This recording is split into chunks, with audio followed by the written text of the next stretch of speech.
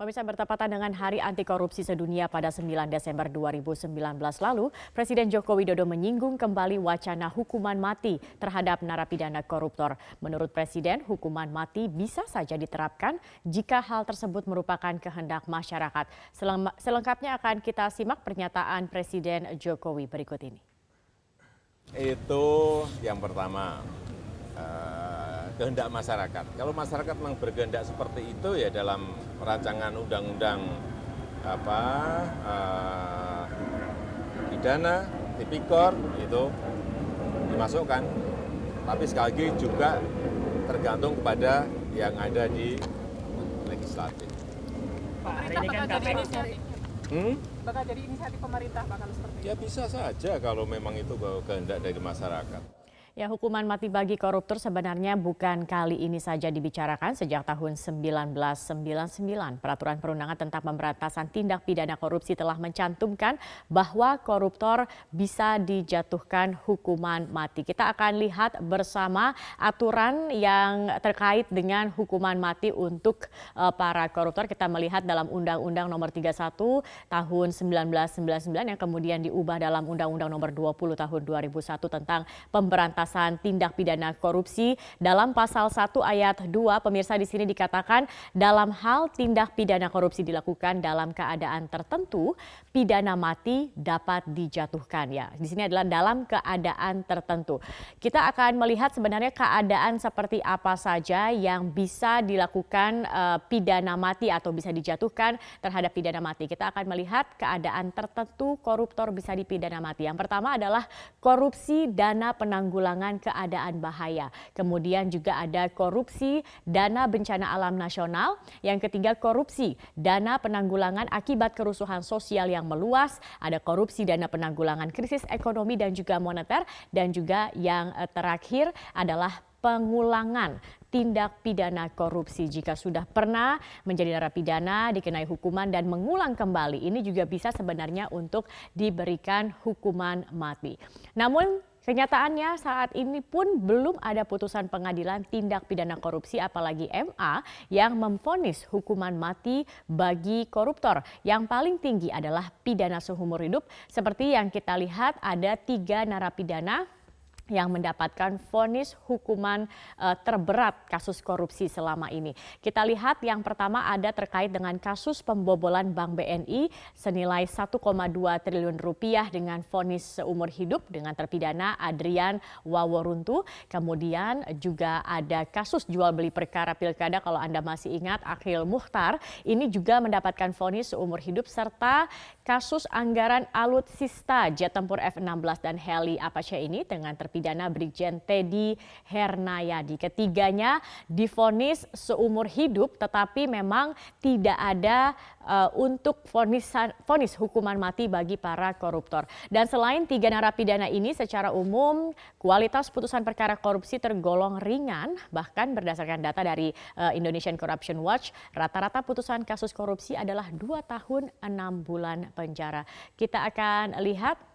Ini data yang kami dapatkan dari ICW, bahkan pada tahun periode 2017 hingga 2018 ini ada 101 narapidana dengan kasus korupsi yang dibebaskan oleh MA. Ya, ini memang menjadi kasus-kasus atau juga ini memprihatinkan begitu ya, di mana banyak yang menyuarakan untuk memberantas korupsi, tetapi kita lihat orang-orang yang dijatuhi hukuman atas kasus korupsi ini sendiri faktanya adalah vonisnya ringan. Lalu bagaimana wacana hukuman mati bagi koruptor, apakah bisa diwujudkan dan apa langkah pemerintah untuk mewujudkannya? Untuk membahasnya sudah bergabung dari luar studio Metro TV Menko Polhukam Mahfud MD. Selamat pagi, assalamualaikum Pak Mahfud. Selamat pagi, waalaikumsalam. Ya, Pak Mahfud tadi di awal ada pernyataan dari Presiden Joko Widodo yang menyatakan hukuman mati bagi koruptor bisa dilaksanakan jika publik atau masyarakat menghendaki. Ini maksudnya seperti apa, Pak Mahfud? Kalau masyarakat menghendaki itu tentu penuangan di dalam undang-undang secara jelas dan tegas ya. Dan Presiden menyebut masukkan aja misalnya di dalam KUHP. Ini memang benar kan KUHP sedang dibahas. Kalau masyarakat menghendaki itu masukkan aja ke situ. Kemudian sebenarnya pernyataan Presiden itu akan ada sambungannya. Memang sudah ada kata Presiden ancaman hukuman korupsi, tapi itu tidak pernah dilaksanakan oleh hakim. Itu benar. Itu dalam Undang-Undang Nomor 31 tahun 99 ada undang-undangan, ada isi undang-undang pasal 1 ayat 2, tindak pidana korupsi itu bisa dijatuhi hukuman mati kalau dilakukan dalam keadaan tertentu. Nah, itu juga tidak pernah digunakan oleh hakim di dalam memutus perkara-perkara korupsi. Memang problemnya apa? Pertama, yang bisa dihukum itu misalnya dalam keadaan bencana. Nah, ukuran-ukuran bencana ini kriteria yang dimaksud bencana dan sebagainya itu kan sering tidak mix antara ketentuan hukum pidana dan hukum administrasi negara. Nah, oleh sebab itu secara teknis gitu ya, mestinya ada penjelasan dalam keadaan bencana alam, dalam keadaan kerusuhan dan sebagainya, dalam keadaan pengulangan, apakah teknisnya itu. Karena begini, ini ada misalnya beberapa waktu yang lalu bupati, begitu keluar dia lalu mencalonkan bupati lagi, terpilih lagi, lalu korupsi lagi, ditangkap lagi. Nah, seperti itu kan bisa dijatuhi hukuman mati sebenarnya.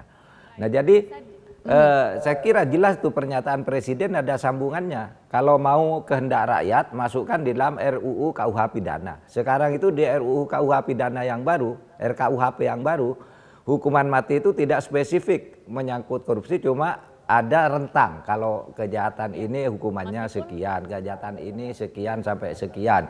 Kemudian hukuman mati dalam keadaan luar biasa bisa dijatuhkan kepada pelaku kejahatan. Nah, itu kan bisa secara spesifik, mumpung sekarang masuk dibahas. Jadi Presiden dalam konteks itu mengatakan ya masukkan aja ke KUHP yang sedang dibahas kalau rakyat menghendaki, kan gitu. Baik, baik. Kita menunggu nanti memang apakah akan dimasukkan dalam KUHP dan akan seperti apa. Tetapi undang-undang yang sudah ada saat ini sebenarnya sudah bisa begitu ya Pak Mahfud untuk dijatuhkan hukuman mati. Anda sendiri juga mendukung, setuju sejak 2011. Tapi kenyataannya tidak ada kalau kita melihat dalam keadaan tertentu, salah satunya dalam bencana. Ini kemarin baru terjadi kasus korupsi dalam bencana di Lombok kemarin. Tapi hanya mendapatkan vonis 2 tahun. Kemudian ada lagi Bupati Kudus begitu yang sudah 2 kali terlibat korupsi. Ini juga sudah masuk dalam kategori undang-undang ini, sebenarnya bisa dijatuhkan hukuman mati. Tapi kenyataannya Pak Mahfud sampai saat ini belum pernah ada hakim yang memvonis hukuman mati bagi para koruptor. Apa kemudian yang menjadi kendalanya? Begini, Presiden dan aparatnya ke bawah tidak bisa menjatuhkan hukuman mati. Hakim itu bukan anak buahnya Presiden. Hakim itu adalah bagian dari kekuasaan kehakiman yang pusatnya di Mahkamah Agung. Oleh sebab itu kalau kita marah-marah juga itu enggak bisa. Misalnya marahi pemerintah ini gimana sih kok menghukumnya kok ringan-ringan gitu. Ya enggak bisa karena yang bertugas memutus perkara itu adalah hakim. Dan Anda betul sejak tahun 2011 saya sudah berteriak hukuman mati yang layak untuk orang korupsi. Karena koruptor itu seperti memotong-motong nadi tubuh negara. Lama-lama kehabisan darah kita ini karena koruptor. Oleh sebab itu koruptornya itu yang harus dijatuhi hukuman mati. Bahkan kalau Anda ingat waktu itu saya mengatakan juga perlu ada kebun koruptor gitu. Apa itu? Koruptor-koruptor itu diletakkan di kebun sendiri di tempat orang umum. Setiap minggu anak-anak sekolah tuh suruh nonton ke dia. Biar menjadi tontonan ini akibat korupsi. Kalau perlu perlakukan aja seperti monyet di kebun binatang itu dilempari pisang, dilempari kacang gitu loh. Waktu itu candaan saya, begitu jengkelnya saya kepada korupsi waktu itu. Dan itu sudah ada, tetapi saya kira perlu penegasan Undang-Undang Nomor 31 tahun 99 itu saya kira perlu lebih tegas gitu ya. Kan rakyat menghendaki penegasan itu bisa saja dimasukkan di situ. Di Pak Mahfud ada yang mengatakan untuk seorang koruptor dihukum mati ini syarat-syaratnya ini term and conditionnya begitu ya sangat berat begitu Pak Mahfud. Anda setuju? Iya. Iya sangat berat memang kan karena korupsi itu ada yang by greed, ada yang by need gitu ya. Nah, yang koruptor by greed itu menggarong uang negara atau memeras orang berperkara sampai miliaran padahal gajinya sudah besar. Nah, itu yang layak dia jatuhi hukuman mati gitu. Proyek-proyek negara disunat dan sebagainya melalui sebuah negosiasi di tempat gelap. Nah, itu yang baru hukum mati. Tapi memang ada orang korupsi karena terpaksa. Korupsinya kecil-kecilan lah, 10 juta, 20 juta. Nah itu bisa dihukum misalnya 1 tahun, 2 tahun, begitu. Nah yang besar-besar itu seharusnya dihukuman mati, tinggal penegasan syarat-syarat di dalam penjelasan pasal 1 ayat 2 Undang-Undang nomor 31 tahun 1999. Baik, terkait nanti tadi ada katakan bahwa ini akan dimasukkan juga begitu ya dalam Undang-Undang KUHP sendiri begitu. Nah ini bagaimana nanti pergejolakan atau pertentangan terutama ketika ini dibawa ke DPR, bagaimana Anda melihatnya Pak Mahfud? Iya, tinggal rakyat kan mengusulkan. Pemerintah dan DPR itu nanti akan membahasnya kembali. Tetapi selalu saja kita ini kontroversial, agak kurang konsisten gitu.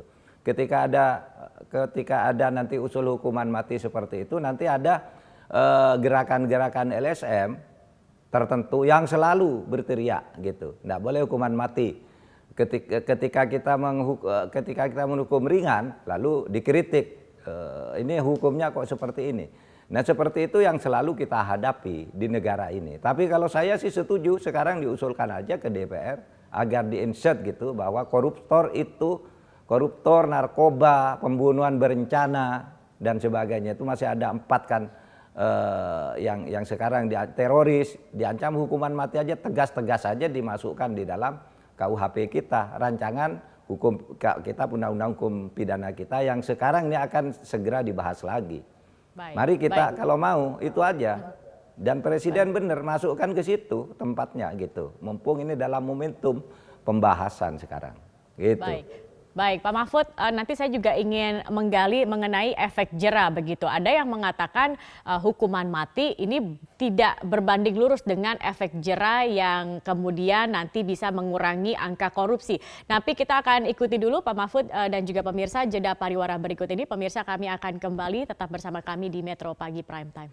Nggak sih Mbak kalau napi koruptor di Indonesia ini dikenakan hukuman mati dan kenapa nih? Kalau saya sih setuju aja sih karena banyak koruptor di Indonesia tuh yang cuma dia korupsi tapi kayak di penjara terus nanti dikeluarinnya sebentar terus nanti dia bakal ngulangin lagi korupsi yang sama. Kalau kayak gitu kan itu bakal nimbulin masalah yang sama kayak waktu mahasiswa yang demo di DPR kan, itu juga karena pertama masalah korupsi. Saya sih setuju aja ya, soalnya kan kayak biar yang lain tuh nggak ikutan gitu, soalnya kan ya tahu sendiri lah kayak koruptor tuh terlalu banyak kan, jadi terus yang bawa-bawa juga akhirnya ikut-ikutan gitu, jadi ada efek jera aja sih.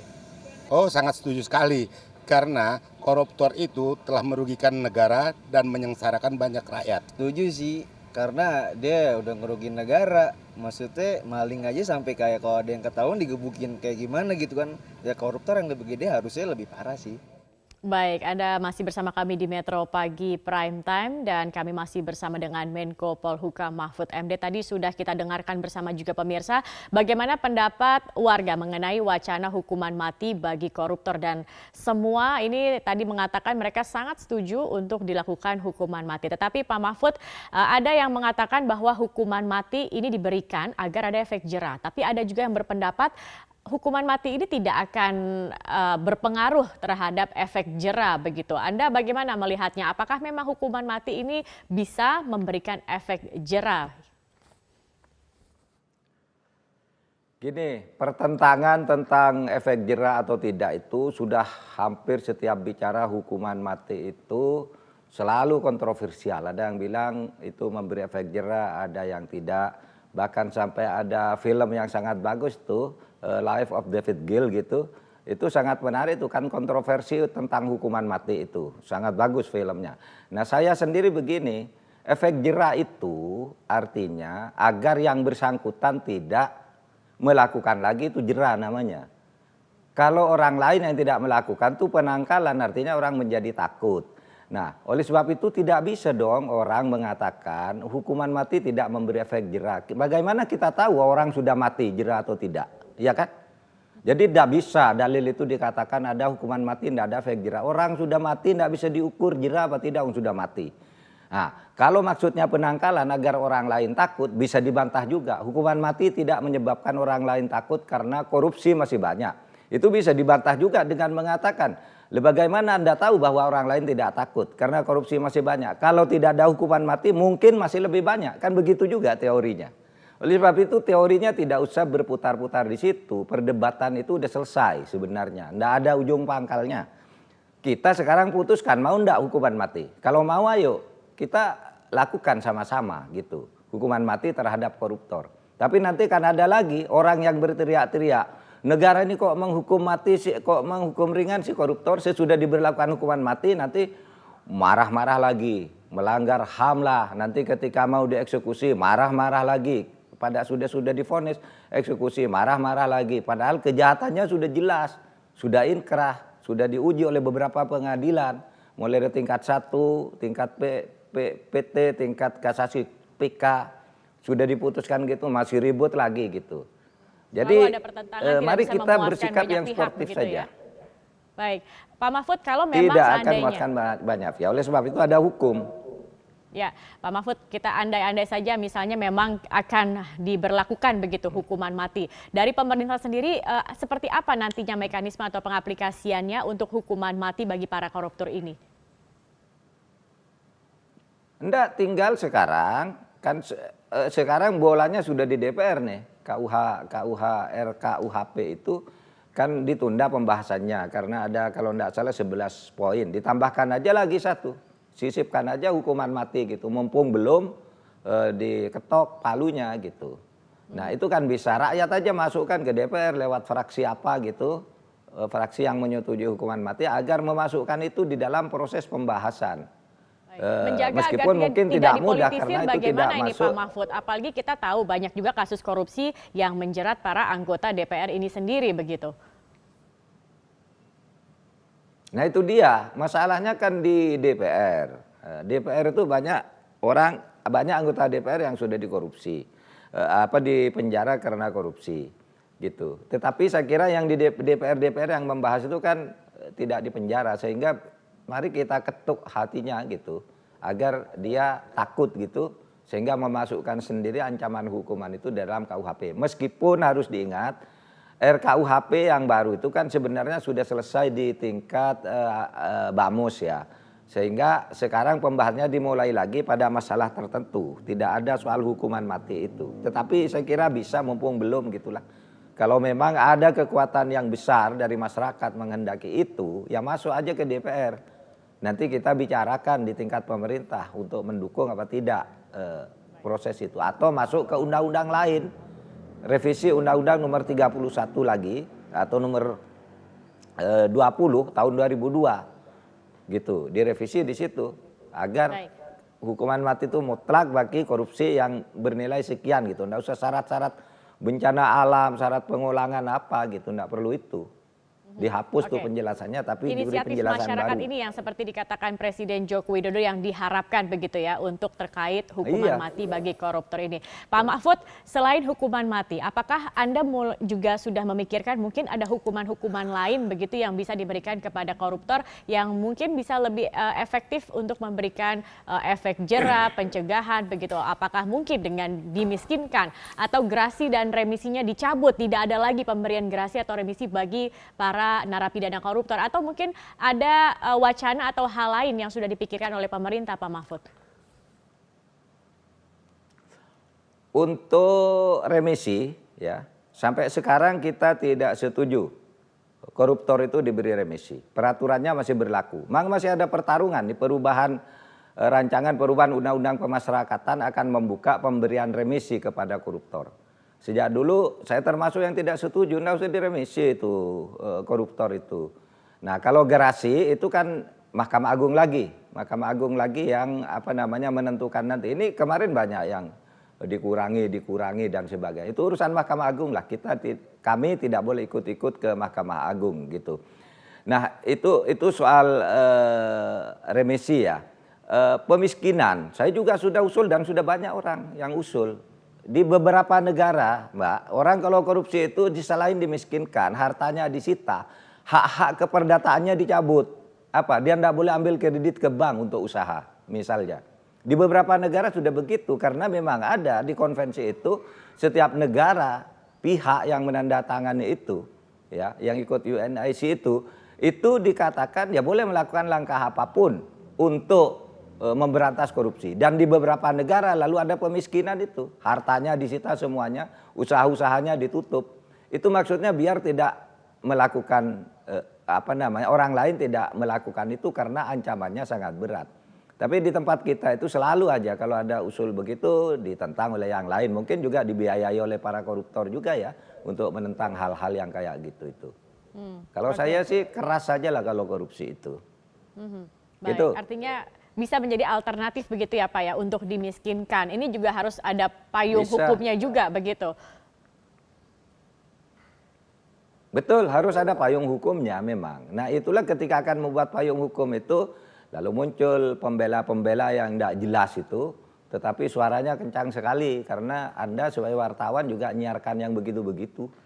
Baik, Pak Mahfud, kalau Gitu, kita Mbak. melihat ini dengan momentum tanggal 9 Desember Hari Korupsi, kalau kita melihat lingkaran korupsi ini sepertinya sulit untuk diputus begitu. Sudah dipenjara, nanti dipenjara mereka membayar, mendapatkan fasilitas yang mewah, kemudian sistem juga dalam segala sistem ini Betul. masih banyak celah-celah untuk korupsi, Pak.